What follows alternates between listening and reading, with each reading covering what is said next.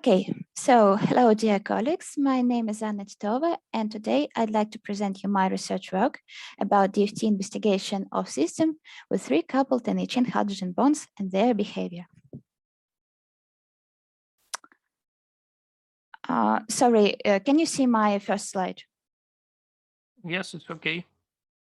But I can see. Sorry, I have some technical problems because I can see my slide. It's widely known that non-covalent interactions, including hydrogen bonds, play an important role in creating modern materials with some useful properties. Such materials often consist of monomer blocks bonded with one or more hydrogen bridges. And if we talk about single hydrogen bonds, it's quite well studied and described in many works. But when we have system like our system with two or more hydrogen bonds, they begin to affect each other. And so these effects we can call cooperativity and anti-cooperativity. Here is on the slide, you can see a general example. So when the one hydrogen bond is getting stronger, the second one is getting stronger too, and vice versa. If we weak one of hydrogen bond, the second hydrogen bond is getting weaker too. So this is a cooperativity effect of the same behavior of neighbor hydrogen bonds. And also here is an opposite effect.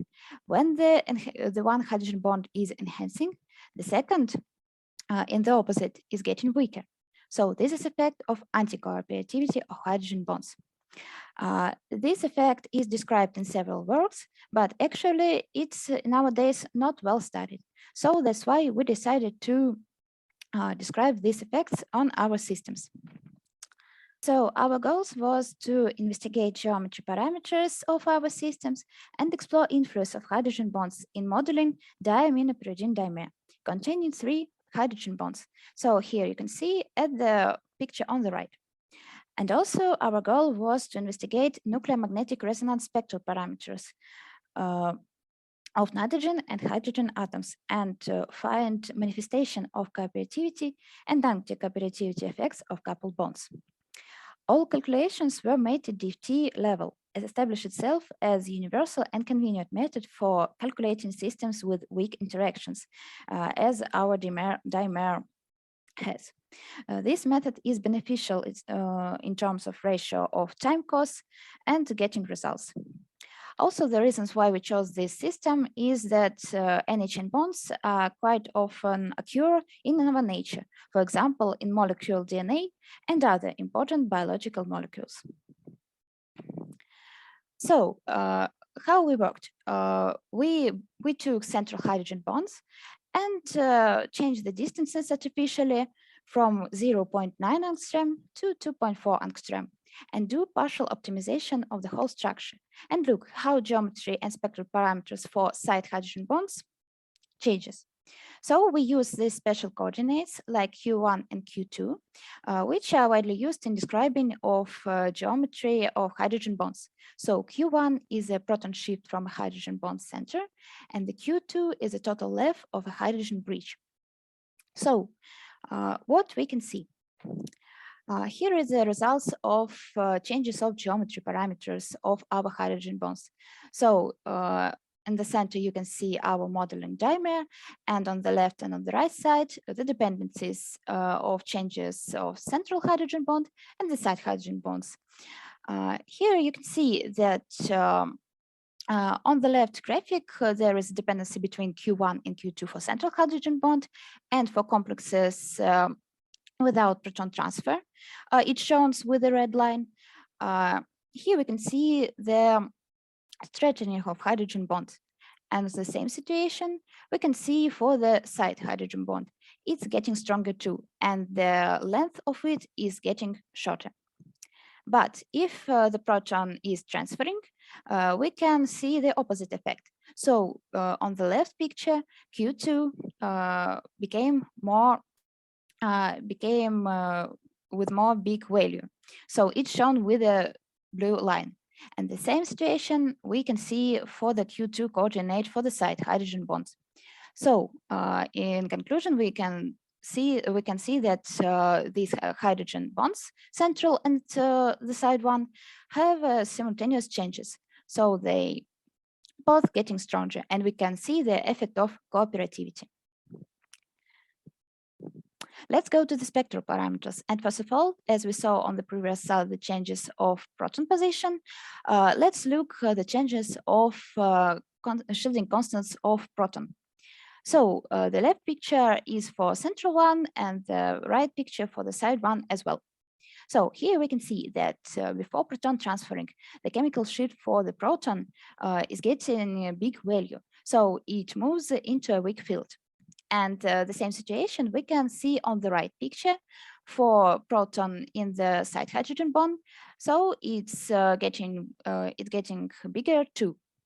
But actually, after proton transfer, we can see that changes change their direction. Sorry, the my tautology. So you can see with the red line that chemical shifts gets smaller value, and for chemical shifts for the side hydrogen bond is getting smaller too.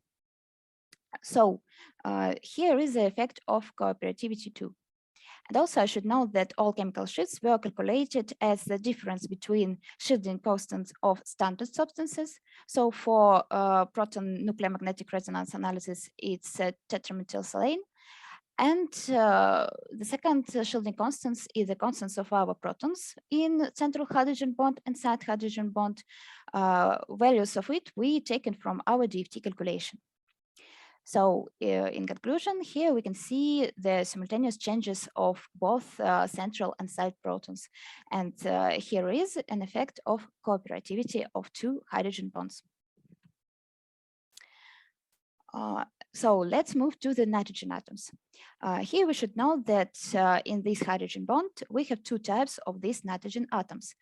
Nitrogen atom from whom the proton is removed, and a captain nitrogen to which a proton is approaching. Here on the slide, you can see the dependencies for nitrogen atom from whom the proton is removing. So the shielding constants were used for calculating chemical shifts as well.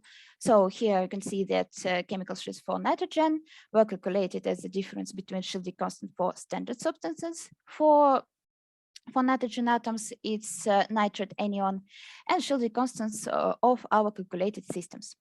So here you can see on the left picture that chemical shift on nitrogen atom is getting smaller. And then at the same value, it's getting bigger. So here you can see the dependency. And also on the right picture, we can see the respondence of the side hydrogen bond. So here is the same changes.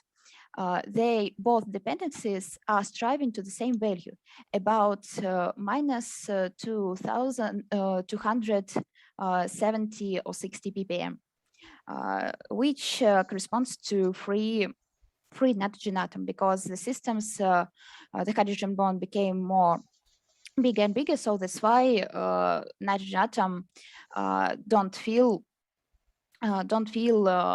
changes of proton. So here is a limit for changes of chemical shift. And so the same situation we can see for the other pair of nitrogen atoms to whom hydrogen atom is approach.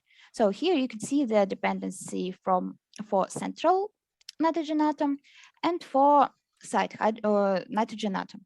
So here you can see the dependency that chemical shift for nitrogen atom of central hydrogen bond is getting more big values.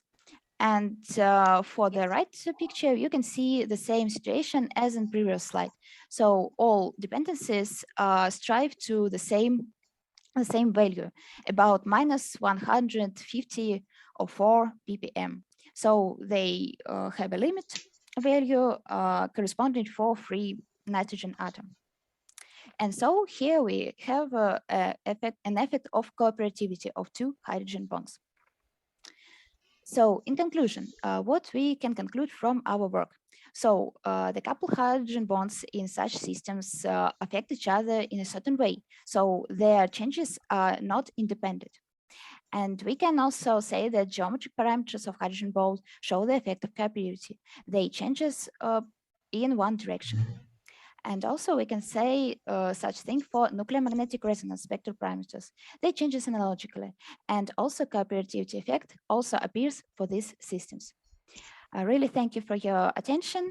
Please, questions. Okay, thank you for your presentation. And I have one question. And Yes, please. the question is about environment of this dimer. Of course, quantum chemistry calculation was provided in vacuum. But what about real solution in water? Because in aqua solution, molecules like to bond also to water molecules, not only to each to other. Thank you. Yes, thank you very much for your question. I should say that we make such calculations for such systems, but it doesn't it doesn't contain in our work. So I should say that all dependencies remains the same. So there are changes only in some values, and they are not so big, so that we can, so on this quantum level, DFT level, we can use calculations in vacuum because dependencies are the same, and the values are not so different from water solution. And so, and also this